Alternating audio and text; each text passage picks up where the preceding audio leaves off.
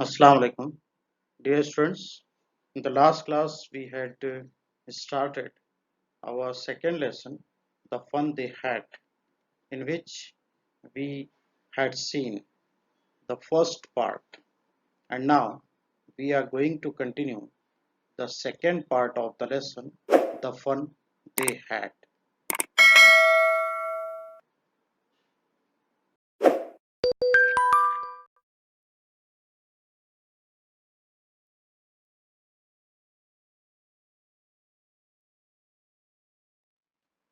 Last class में हमने देखा था कि जो टॉमी था उसे बुक मिली थी और वो उसे पढ़ने में मशगूल था और उस वक्त मार्जी जो एक कैरेक्टर बच्ची का नाम है उसने उससे पूछा कि इस बुक जो है वो किस ताल्लुक से है तो उसने सिर्फ इतना कहा था कि स्कूल के ताल्लुक से है।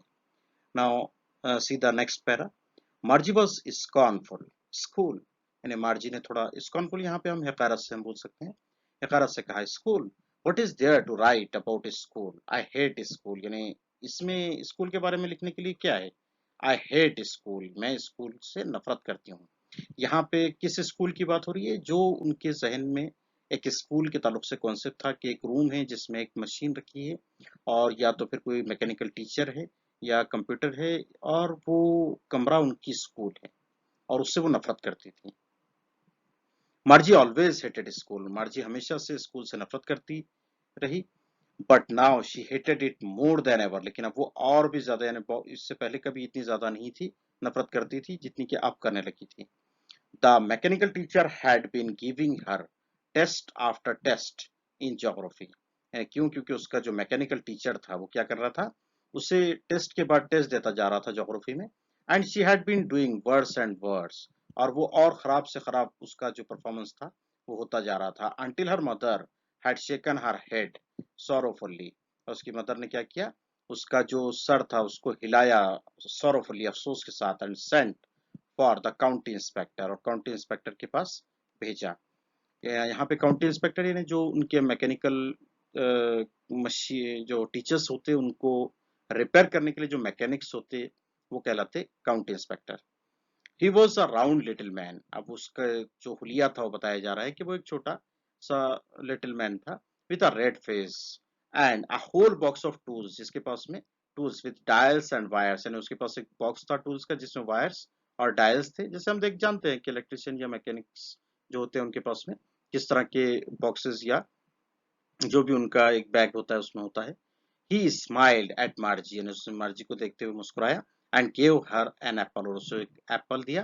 Then took the teacher apart, यहाँ पे टीचर को अपार्ट, यहाँ पे जो है टीचर को, जो मैकेनिकल टीचर था यानी रोबोट था आप समझिए या फिर कोई मशीन थी, उसे क्या कर रहा है, अपार्ट, यानी यहाँ पर उसे डिसअसेंबल किया, यानी उसके अलग अलग पार्ट किए या उसके जितने भी पार्ट्स थे उसको ओपन किया।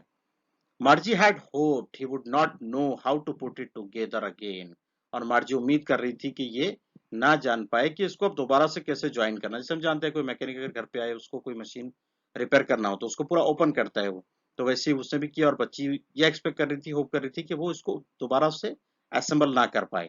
But he know how all right, and after an hour और सो देर इट वॉज अगेन, यानी उसको पता था और तकरीबन 1 घंटे के बाद वो आया। And there it was again, large and black and ugly, with a big screen on which all the lessons were shown and the questions were asked। यानी उसमें एक लार्ज सी जो स्क्रीन थी ब्लैक, जो अगली थी यानी बदसूरत थी जो उसे लगती थी, वो फिर से दिखाई नहीं देने लगी और उसके ऊपर क्या हुआ, screen on which all the lessons were shown, यानी तमाम लेसन्स दिखाई देने लगे। द क्वेश्चंस वेर आस्क्ड, और सवाल पूछे जाने लगे। That was not so bad, जो बहुत ज्यादा खराब नहीं थे। The part मार्जी hated most was the slot, यानी वो पार्ट जो मार्जी सबसे ज्यादा नापसंद करती थी वो क्या था, the slot where the she had to put homework and test papers, यानी जिस स्लॉट में उसे होमवर्क और टेस्ट पेपर्स एंटर करने होते वो स्लॉट को वो बहुत ज्यादा नफरत करती। She always had to write them out in a punch code they made her learn, यानी वो जो भी लिखती तो उनको भी पंच कोड में लिखना रहता, जिसे उसे याद करवाया गया था कब, when she was 6 years old, यानी जब वो 6 years old थी। यानी जिस तरह से आपको पता है कि आपको फर्स्ट स्टैंडर्ड में एबीसीडी या हरूफ ताजी या जो बाराखड़ी है ये याद करवाई जाती है। और इस तरह से उनकी अंडरस्टैंडिंग जो एक पंच कोड था वो उन्हें इनिशियल स्टेज पर ही याद करवा दिया गया था। And the mechanical teacher calculated the marks in no minute, और उनका जो मैकेनिकल टीचर था वो बिना वक्त लगाए क्या करता, उनके मार्क्स को कैलकुलेट कर देता। The inspector had smiled after he was finished and patted Margie's head. Inspector ने क्या किया, वो जो काम था उसका मुकम्मल करने के बाद मुस्कुराया और मार्जी के सर पे थोड़ा पैटेड यानी थपकी दिया। यहाँ पे आप देख रहे हैं एपोस्ट्रोफी एस का इस्तेमाल हो रहा है जिसका जिक्र हमने पहले क्लासेस में किया है। He said to her mother, उसने अपनी उसकी मदर से कहा, it's not the little girl's fault, ये छोटी बच्ची का फॉल्ट नहीं है। मिसेस जॉनसन उसकी मदर का नाम। I think the geography sector was geared a little too quick, मुझे लगता है कि जो ज्योग्राफी सेक्टर था वो क्या था, उसके जो गियर थे, यानी जिस तरह से बाइक्स में आप जाते हैं या और जो वीडियो गेम्स होते हैं उसमें गियर्स होते हैं, वैसे ही उसमें भी गियर थे और वो थोड़े से क्या हो चुके थे, टू क्विक यानी थोड़े से तेज हो चुके थे। दोज थिंग्स हैपन समटाइम्स, ऐसा कभी कभी होता है। आई हैव स्लोड इट, यहाँ पे आई हैव का ये कॉन्ट्रैक्टेड फॉर्म इस्तेमाल हुआ है। I have slowed it up to an average 10 year level, यानी उसने कहा कि मैंने इसे क्या किया है, स्लो कर दिया है तब, यानी किस उम्र के लिहाज से, 10 ईयर्स, यानी जो उस बच्ची की उम्र थी। Actually the overall pattern of our progress is quite satisfactory, उसने आगे कहा कि जो बच्ची का ओवरऑल वो है प्रोग्रेस है वो कैसा है, सेटिस्फैक्टरी है ना, इत्मीनान बख्श है। And he patted Margie's head again, और दोबारा से उसने उसके सर पे थपकी दिया। Now here we have questions. What do we understand by the words took the teacher apart, यानी यहाँ पर एक टुक द टीचर अपार्ट एक स्टेटमेंट इस्तेमाल हुआ है, इससे आप क्या समझते हो? तो आपको जब इस तरह का क्वेश्चन का आंसर देना है तो आप अपना पर्सनल रिस्पॉन्स दे सकते हैं कि as per my understanding the words took the teacher apart, इतना पार्ट आपने क्वेश्चन से लिया, means you may see here, as per my understanding, took the teacher apart means to separate it into the different parts that it is made of. See the next question. Which part of the machine did Margie hate most? अब यहां भी question का support लेके हम answer form करेंगे। मार्जी hated, अब यहाँ पे हमने हेटेड क्यों करना है, क्योंकि क्वेश्चन में सिंपल पास यानी डिड इस्तेमाल हुआ है। Margie hated the part where, you may see here, Margie hated most the part or slot where she had to put homework and test papers. Now see the next para. Margie was disappointed. Margie जो थी वो थोड़ा नाराज थी। She had been hoping they would take the teacher away altogether. यानी वो hope यहाँ उम्मीद करने के लिए, वो उम्मीद कर रही थी कि वो उसके टीचर को क्या करेंगे, अपने साथ ले जाएंगे। They had once taken Tommy's teacher away for nearly a month.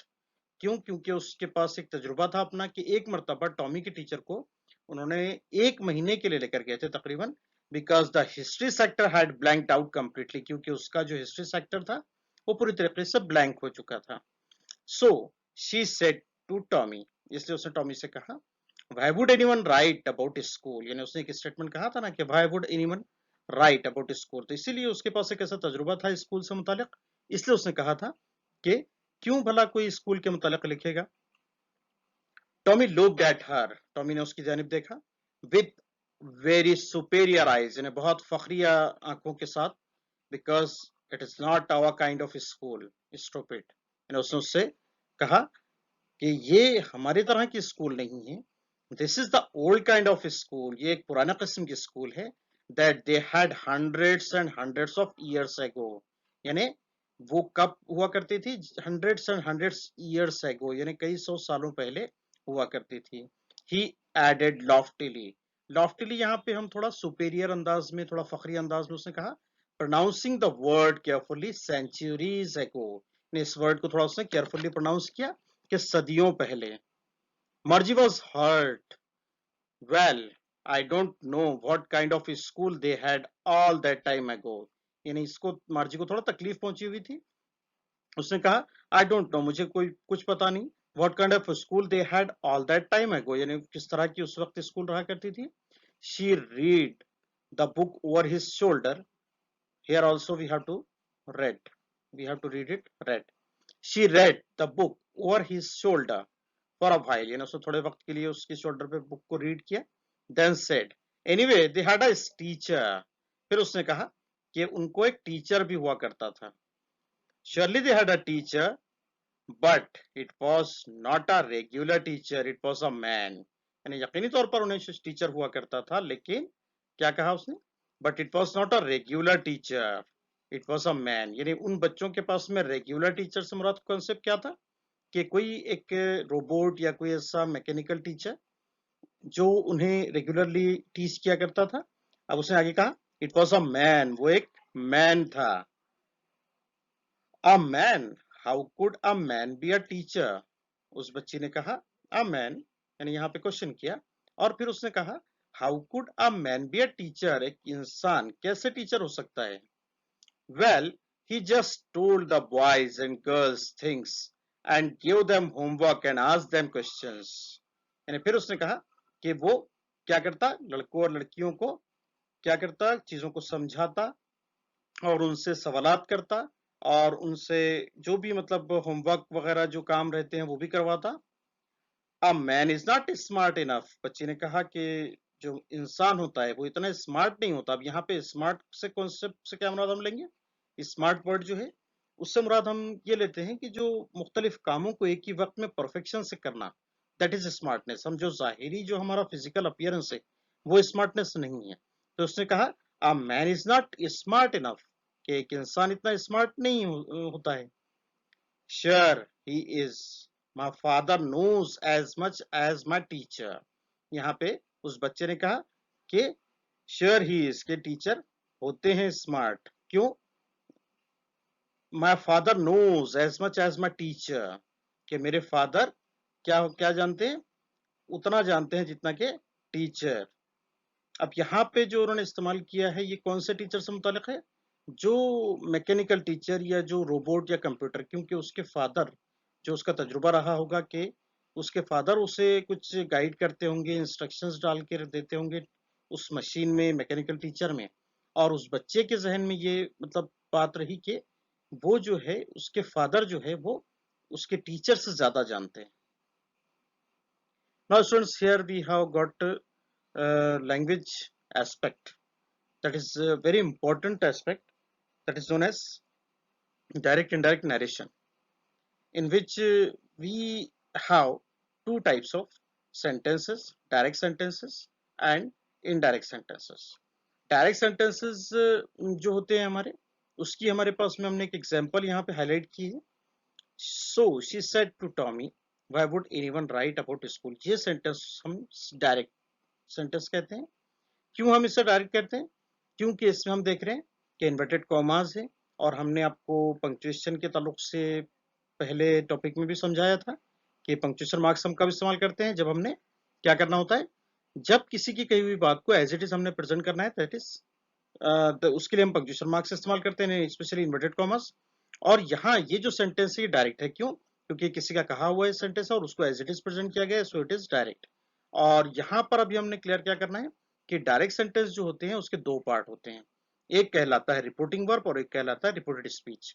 Reporting verb आप उस पार्ट को बोलोगे जो इन्वर्टेड कॉमर्स से बाहर है, और रिपोर्टेड स्पीच उस पार्ट को बोलोगे जो इन्वर्टेड कॉमर्स के अंदर है.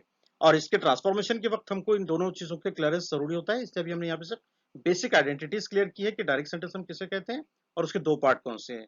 इसी तरीके से क्वेश्चंस देखिए, what fault did the inspector repair. हमने देखा था कि यहाँ पे इंस्पेक्टर ने कौन सा पार्ट रिपेयर किया था?